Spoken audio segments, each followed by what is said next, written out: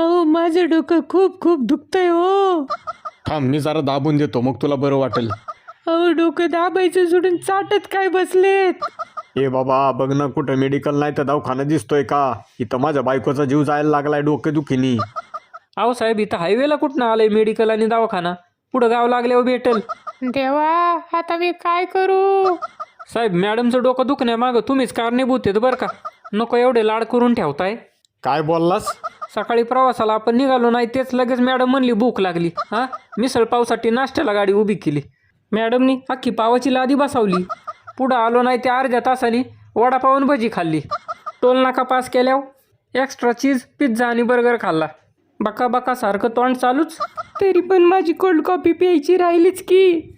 बघितलं का हाय का लाज. तुला ड्रायव्हर ठेवलाय का माझ्या बायकोच्या खाण्यावर लक्ष द्यायला ठेवलाय? हे बघ ती माझी बायको आहे मी तिचा नवरा आहे. तिने काय खायचं आणि काय नाही ते मी बघ.